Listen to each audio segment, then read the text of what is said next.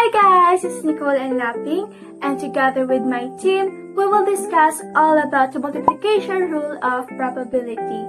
So first, let me introduce to you to my team. First, Harani Menzo will have the introduction of our topic. Second, Joseph Nobel will teach us on how to multiply independent events. Third, Cyril Caraza will teach us on how to multiply dependent events. And lastly, yours truly, Nicole and Lapping, will have the summarization of our topic. So are you ready? If you're ready, then let's get started. A good day to you all. My name is Harana Menzo, and I would be introducing the multiplication rule of probability. The rule of multiplication applies to the situation when we want to know the probability of the intersection of two events. That is, we want to know the probability that two events, event A and event B, both occur. Rule of multiplication for independent events. If A and B are two independent events in a probability experiment, then the probability that both events occur simultaneously is the probability of A and B is equal to probability of event A times probability of event B. Two events A and B are said to be independent if they do not influence one another. More formally, this means that the occurrence of one event has no effect upon the probability of the other event.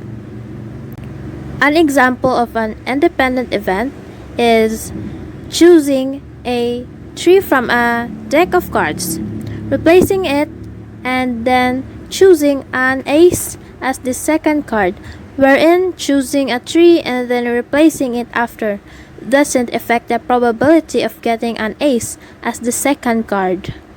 Rule of multiplication for dependent events. In case of dependent events, the probability that both events occur simultaneously is the probability of A and B is equal to the probability of A times the probability B after event A has occurred. The second event's probability is based on the outcome of the first event. If A and B are dependent events, then the probability of A happening and the probability of B happening given A is probability of event A times probability of event B after event A has occurred. Events are dependent if the outcome of one event affects the outcome of one another.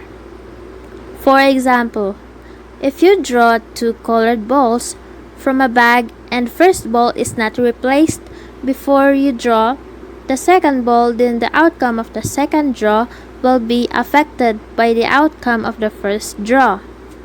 There are two multiplication rules. First, the general multiplication rule formula is the probability of A and B is equal to the probability of A times the probability B after event A has occurred. This rule can be used for any event. They can be independent but usually is much used for dependent events. You still have to multiply two numbers, but first, you have to use little logic to figure out the second probability before multiplying. The second one is the specific multiplication rule. The probability of A and B is equal to the probability of A times the probability B after event A has occurred. It is only valid if the two events are dependent. In other words, it only works if one event does not change the probability of the other event. Hi guys, I'm Joseph, and I'll be discussing independent event of probability using multiplication rule. So without further ado, let's get started. Independent events of probability refers to the occurrence of one event not affecting the probability of another event. For example, if the probability of event A is 2 over 9 and the probability of event B is 3 over 9, then the probability of both events happening at the same time is 2 over 27. How did we get this? First, remember the formula, which is probability of A and B equals probability of A times probability of B. After that, substitute. So it will become probability of A and B equals 2 over 9 times 3 over 9. Then, you multiply. So 2 times 3, 6. Then 9 times 9, 81. So it will become 6 over 81. Then, reduce. Therefore, the probability of both events happening at the same time is 2 over 27. I'll discuss further with this another example. If you roll a 6-sided die and flip a coin, what is the probability of rolling a 5 and getting heads? The first thing we should do is write down the formula, which is probability of A and B equals probability of A times probability of B. However, in order to use this formula, we need to know the probabilities of each event first. Now, the probability of an event is equal to the total number of favorable outcomes divided by the total number of possible outcomes. For the first event, there is only one favored outcome, which is rolling a 5, and there are a total of 6 possible outcomes since we are rolling a 6-sided die. As a result, the probability of rolling a 5 is equal to 1 over 6. For the second event, we know that the probability of getting heads is equal to 1 over 2 or 50%. And we know this because there is only one desired outcome, which is getting heads, and there are total of 2 possible outcomes since the coin can either land on head or tails. As a result, the probability of getting heads is equals to 1 over 2. Now that we have the probabilities of each event, we can use the formula probability of A and B equals probability of A times probability of B. After that, we will substitute and multiply them together. So it will be written as probability of A and B equals 1 over 6 times 1 over 2. Then multiply. 1 times 1 equals to 1 and 6 times 2 is equals to 12. So, as a result, the probability of rolling a 5 and getting heads is equal to 1 over 12 or 0.0833. Good day, I am Sarah Coraza and I'd be discussing about dependent events of probability and teaching you on how to solve it. Let us get started. As mentioned by our reporter Haron Amenzo earlier, dependent events of probability refers to the occurrence of one event affecting the probability of another event. Now let us have this example. Example 1. Suppose you take out 2 cards from a standard pack of cards one after another without replacing the first card. What is the probability that the first card is the ace of spades and the second card is a heart? Now, the 2 events are dependent events because the first card is not replaced. There is only one ace of spades in a deck of 52 cards. So, the probability of ace of spades as the first card is equal to 1 over 52. If the ace of spades is drawn first, then there are 51 cards left in the deck, of which 13 are hearts.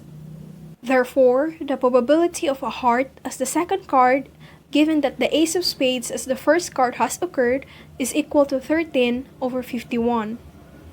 So, by the multiplication rule of probability, we have the probability of ace of spades and then a heart is equal to 1 over 52 times 13 over 51.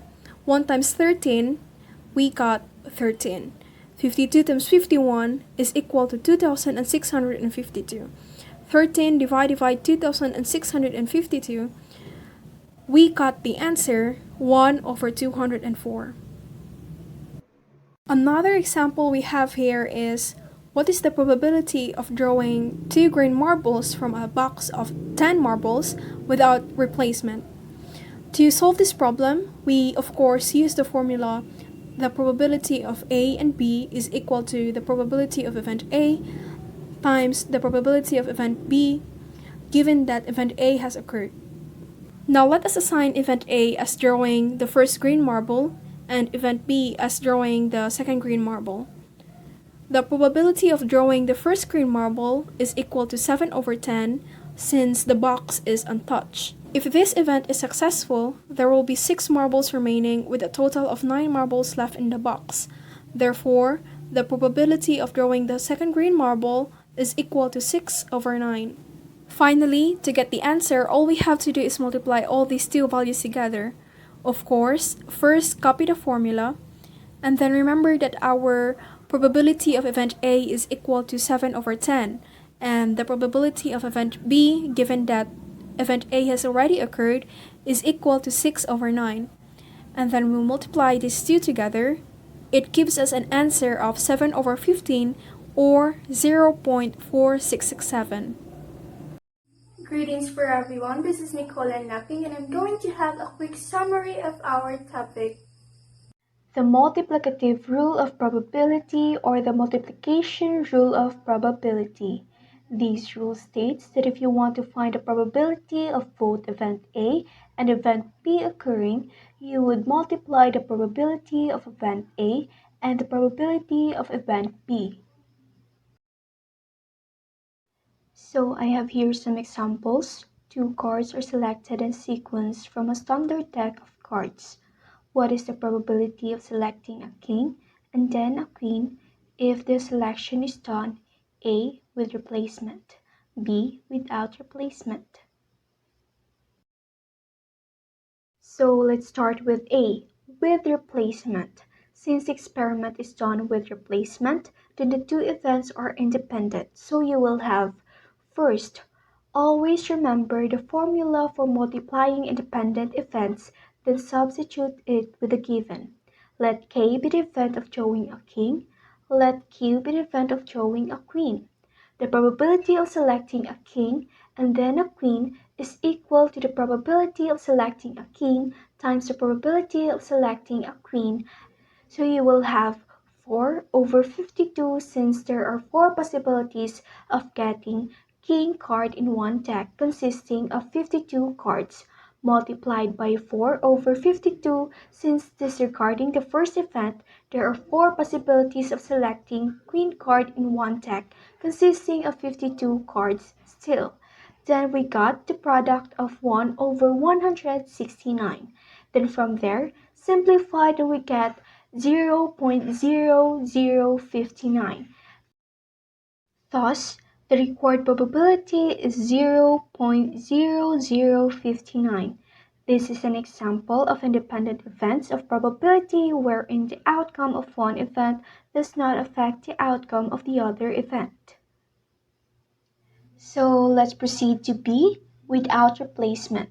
If the experiment is done without replacement, then selecting a queen becomes conditional. So you will have, first, always remember the formula for multiplying dependent events, then substitute it with the given. Let K be the event of drawing a king. Let Q be the event of drawing a queen.